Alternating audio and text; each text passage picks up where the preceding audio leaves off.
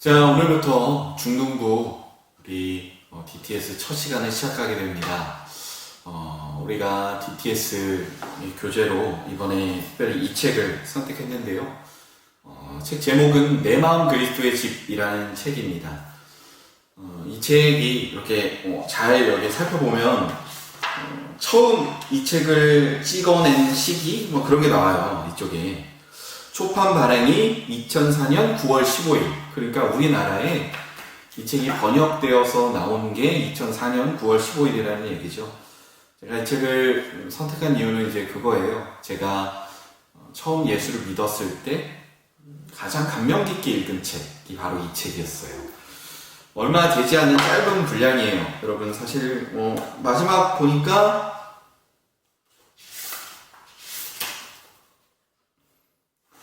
끝이 59페이지예요. 그러니까 다 읽는데 제 생각에 한 30분이면 충분하지 않을까 생각합니다. 그런데 굳이 이 책을 선택한 이유는 이 책이 여러분들에게 대단한 지식을 주는 것도 아니고 뭔가 여러분들에게 엄청 공부하는 그런 느낌을 주는 책은 아닐 거예요. 제가 2004년 그러니까 20살 때 처음 예수를 믿었을 때 이 책을 읽고 느꼈던 감격, 그리고 지금 나눔이 너무 부족한 이 상황 속에서 우리가 어떻게 하면 잘 나눌 수 있을까를 좀 고민하는 마음으로 우리가 이 책을 함께 좀 읽어나갔으면 좋겠습니다. 앞으로 이렇게 진행할 겁니다. 그날 허락된 분량을 제가 이 시간 함께 읽고 그리고 저의 나눔을 할 거예요. 그리고 여러분은 여러분의 나눔을 저에게 메시지로 보내주면 여러분이 보내준 그 나눔을 제가 여러분의 이름을 공개하지 않고 그대로 여기서 나누도록 하겠습니다. 그리고 나눔을 선물해준 우리 친구들에게는 중등부에서 준비한 선물을 모바일로 쏴주도록 하겠습니다. 여러분이 정말 나눔이 부족한 이 코로나 시대에 우리가 사회적 거리두기라고 하잖아요. 사회적으로는 거리를 두고 우리의 몸은 떨어져 있지만 우리의 마음은 조금 가까이 할 수 있는 그런 따뜻한 시간이 되었으면 좋겠습니다. 자, 그러면 기도하고 시작하겠습니다. 하나님, 오늘 이렇게 우리가 중등부 DTS 첫 시간으로 함께 모일 수 있게 하심을 감사합니다. 이 시간을 통해 우리가 정말 우리의 마음이 그리스도의 집, 내 마음이 그리스도의 집이라는 것을 우리가 마음 깊이 생각하는 그런 시간 되게 도와주세요. 감사합니다. 예수님의 이름으로 기도드립니다. 아멘. 자, 그러면 여러분의 교재 몇 페이지냐면 4페이지입니다. 4페이지를 펴시고 함께 읽어 나가겠습니다. 4페이지를 펴고 제가 읽어 나갈 테니까요. 제가 굳이 이렇게 하는 이유는 여러분들에게 미리 이 책을 읽어와라 라고 말해도 사실 안 읽어오는 친구들이 있을까 봐도 그렇고 읽어왔다고 하더라도 이 시간에 우리가 함께 이 책을 읽는 게 너무 중요한 이유가 될 것 같다는 생각이 들어서 그렇습니다. 자, 그러면 제가 읽을 테니까요. 여러분 함께 소리를 내서 읽어도 좋고 아니면 제가 읽어주는 그 소리에 여러분의 이 눈이 함께 따라가도 좋을 것 같습니다. 그럼 읽도록 하겠습니다. 바울이 에베소 사람들에게 보낸 편지 가운데 다음과 같은 말이 있습니다. 그분의 풍성한 영광으로 그분의 성령을 씹혀 여러분의 속사람을 능력으로 강건하게 해주시고 믿음으로 말미암아 그리스도를 여러분의 마음속에 머물러 계시게 해주시기를 빕니다.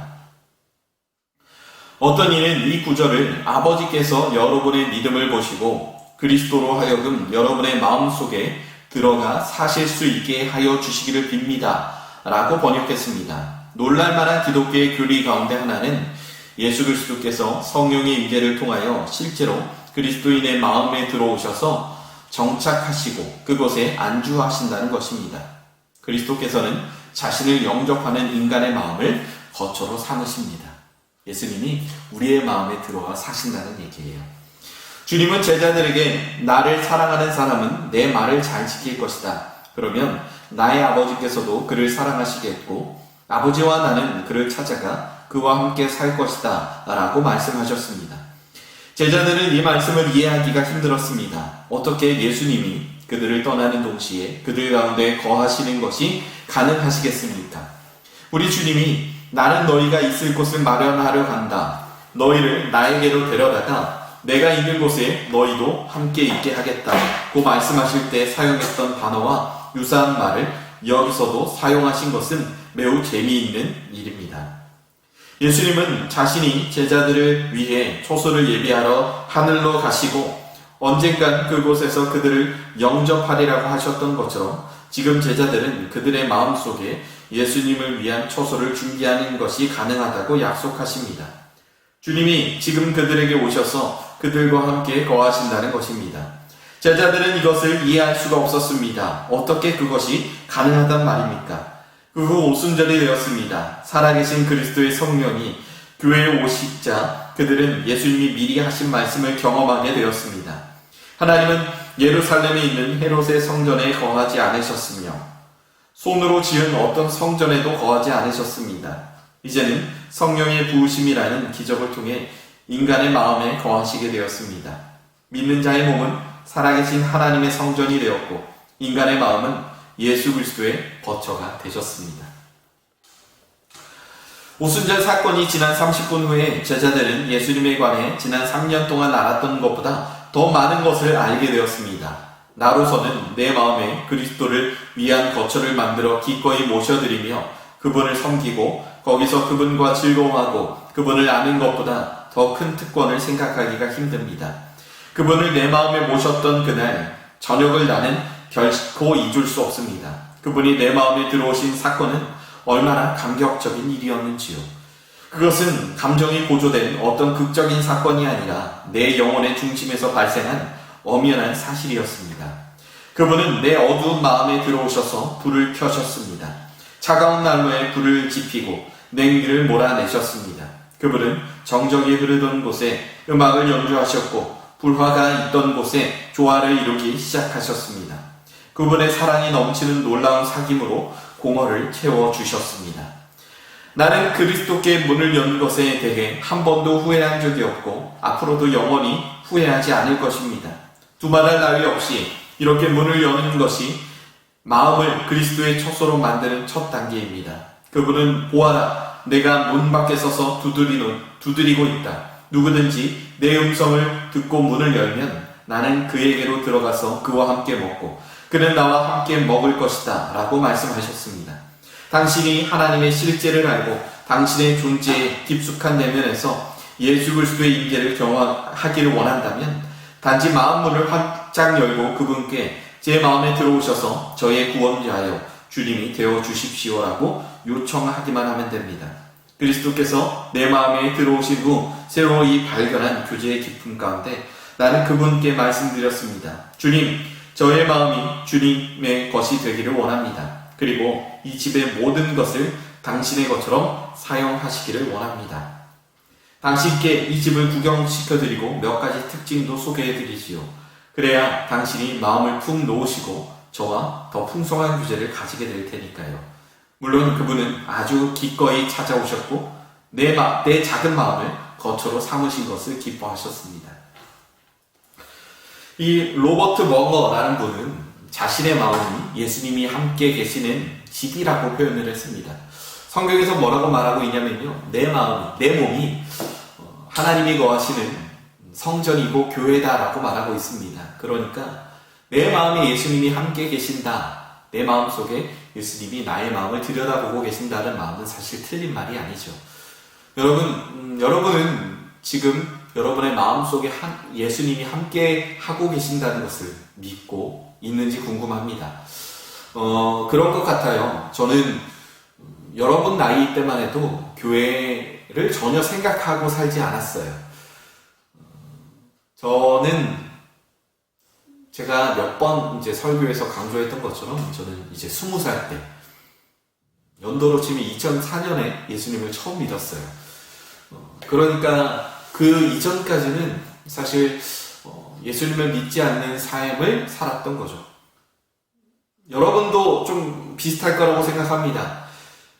무슨 말이냐면 교회를 다니고 있지만 정말 내 마음이 예수님을 향하지 않는 사람, 나의 마음의 주인이 예수님입니다 라는 그 고백이 하나님께 선뜻 나가지 않는 사람이 있을 것이라 생각합니다. 물론 지금 정말 예수님을 사랑하는 마음으로 나의 마음의 주인이 예수님입니다 라는 그 고백을 올려드리고 있는 그런 친구도 있을 것이라 생각합니다. 저는 그렇게 부유하지 않은 그런 가정에서 태어나서 열심히 자랐어요.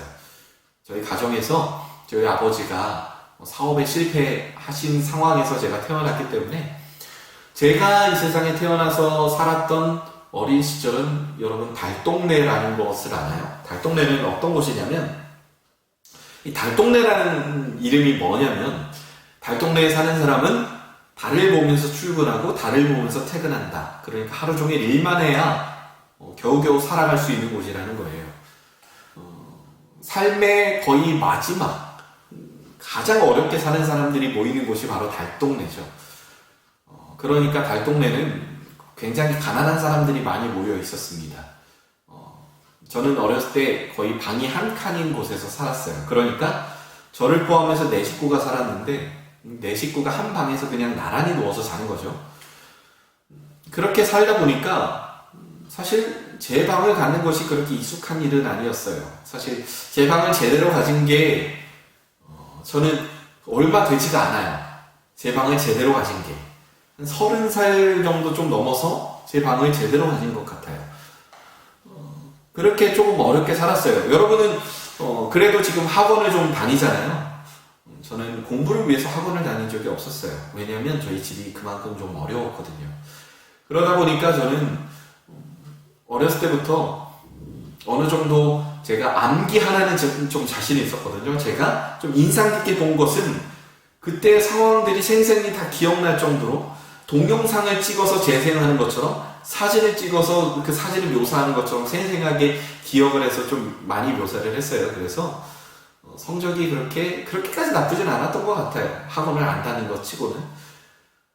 그래서 열심히 공부도 했었는데 사실 그러다가 좀 방황도 하게 되고 저의 방황은 사실 부모님과의 사이가 안 좋기도 했고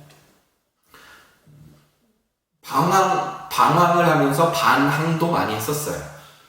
그러다 보니까 제 마음에 그렇게 여유가 없었던 것 같아요. 학교를 다니면 이제 그런 것들이 있잖아요. 내가 어떤 친구와 어떻게 지내고 내가 다른 사람들에게 얕보이지 않고 무시당하지 않고 학교에서 내가 어떻게 하면 사람들이 생각하기에 좋은 사람, 만만히 볼 수 없는 사람으로 살 수 있을까? 여러분들 중에 이런 고민하고 사는 사람 저는 꽤 있을 거라고 생각합니다. 왜냐? 저도 그때 그 고민 많이 했거든요. 그러다 보니까 내가 어떻게 사람들에게 인정받을 수 있을까? 그래서 저는 사람들이 좋아하는 운동 같은 것도 했었어요. 뭐냐면 축구도 스스로 혼자 많이 해보고 농구 많이 해보고 농구를 즐기기도 했지만 축구는 사실 제가 정말 재미가 없었어요. 제가 발로 뭘 하는 걸 그렇게 좋아하진 않았거든요. 농구는 한창 좀 재미있게 열심히 했었지만 어떻게든 좀 사람들에게 인정받고 싶었던 것 같아요. 그러다가 농구나 축구 같은 거는 사실 어느 정도 수준에 올라도 뭐 엄청 잘한다 뭐 이런 거는 없었거든요. 그런데 제가 사람들이 보기에 정말 잘한다라고 인정받을 수 있을 하나를 좀 개발해냈던 것 같아요. 그게 뭐냐면 바로 게임이었어요.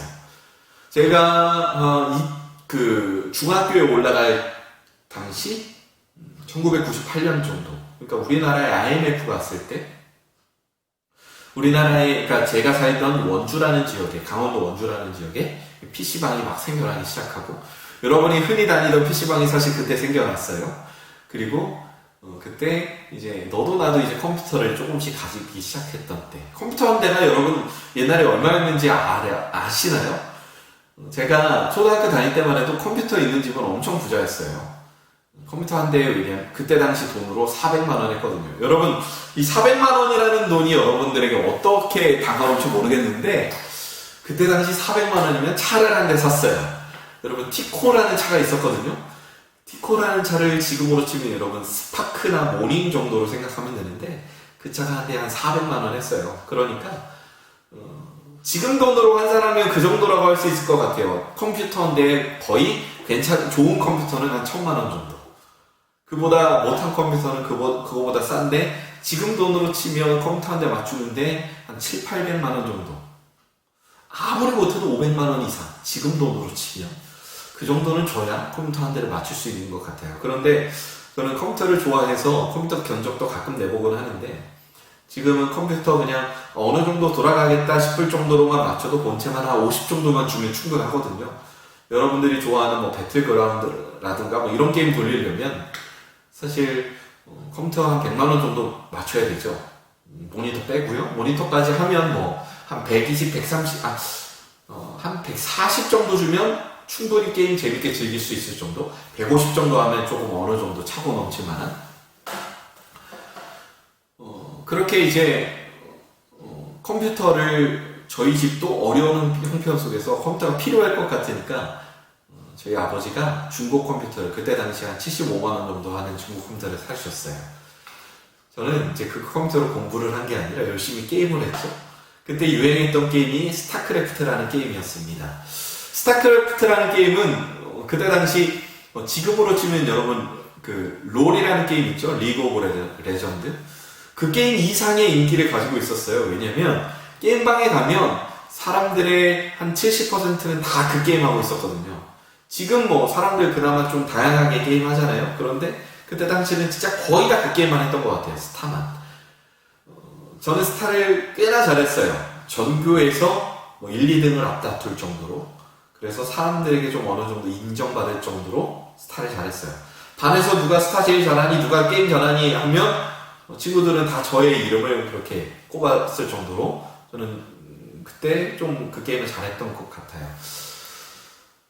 집에서 부모님이 바쁘시다 보니까 그렇게 별다른 제한 없이 게임도 했고, 그리고 내가 게임을 잘하는 걸 친구들이 좋아해 주니까 열심히 게임을 했었어요.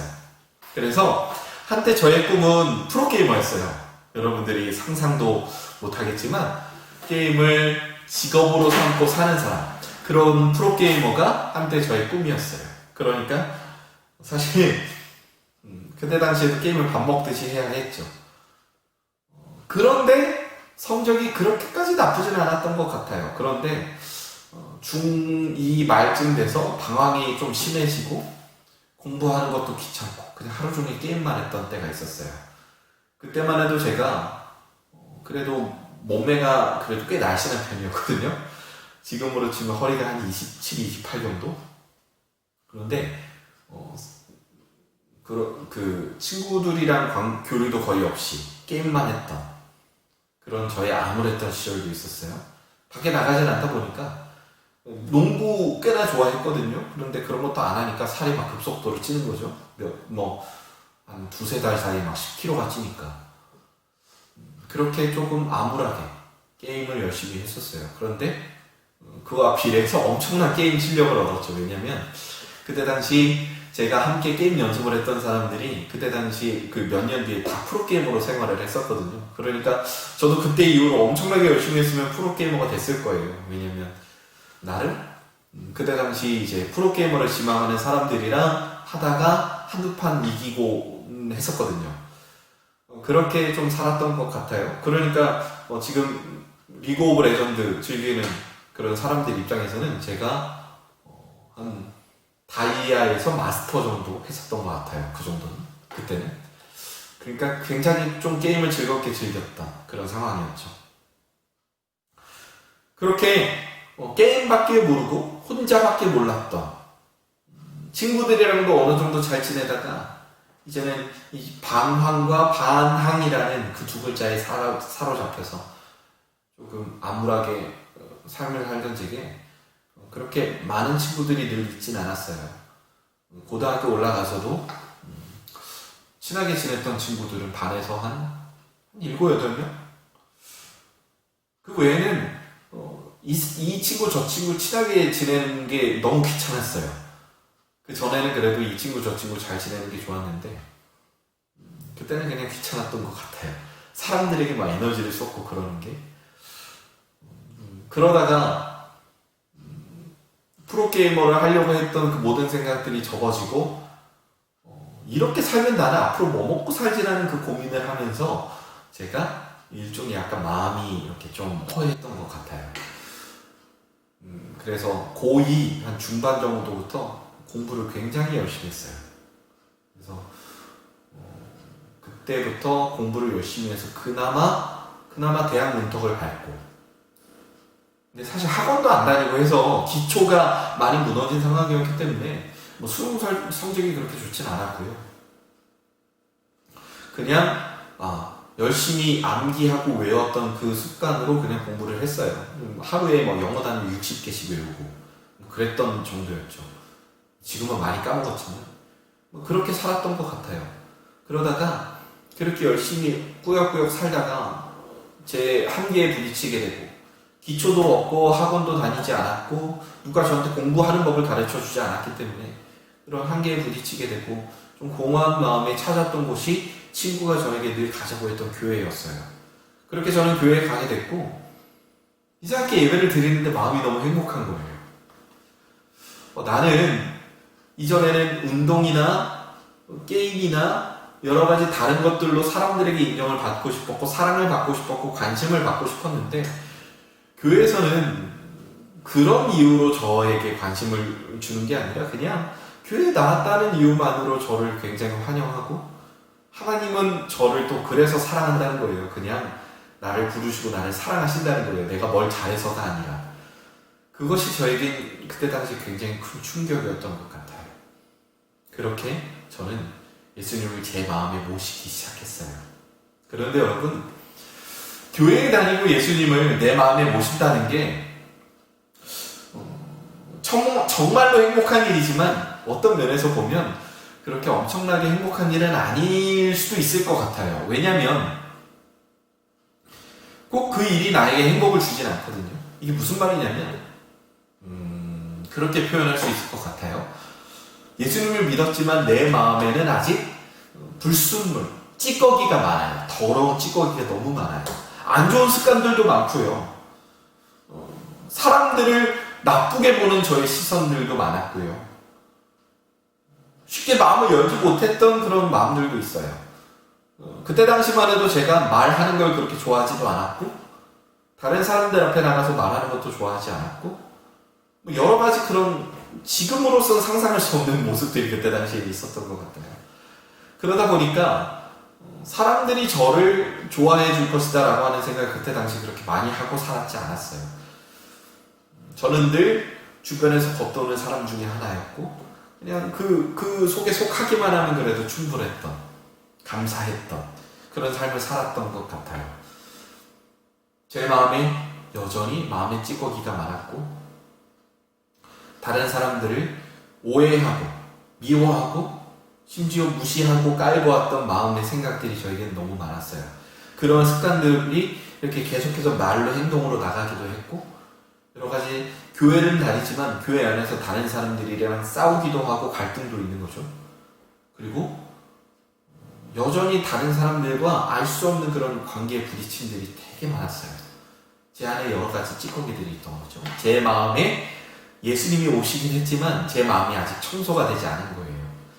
이 책을 보면 예수님이 내가 내 마음을 예수님께 이렇게 내 마음의 집을 이렇게 소개해드리면서 예수님 내 마음에 서재도 있어요. 침실도 있어요. 때로는 화장실 같은 것도 있답니다. 라고 하는 것을 계속 소개하고 있거든요. 그 마음을 청소한다라는 것, 내 마음에 찌꺼기가 많고 더러운 게 이렇게 많은데 예수님에게 내 방을 소개했더니 예수님이 그 방을 하나하나 다 청소해 주시는 것들을 이 책을 통해 저는 처음 경험했어요. 예수님을 믿었다고 끝나는 게 아니라 예수님을 믿은 이후에 내 마음의 집을, 내 마음이라는 이름의 집을 이렇게 아름답게 청소해 나가야 했던 거구나. 저는 처음 그렇게 느꼈던 것 같아요. 여러분, 이 책이 여러분들에게 그러한 계기를 심어주는 책이었으면 좋겠습니다. 그래서 여러분들의 마음의 집을 저에게 좀 알려줬으면 좋겠어요. 여러분이 지금 예수님을 믿고 있다면 여러분의 마음속에 예수님이 어떻게 찾아오셨는지, 그리고 그런 것도 나눠줬으면 좋겠어요. 그런 얘기 할 게 없어요 라고 부르는 친구들은 그냥 저는 요즘 이렇게 살고 있어요, 코로나 가운데 이렇게 살고 있습니다 라고 하는 이야기들을 저에게 남겨줬으면 좋겠어요.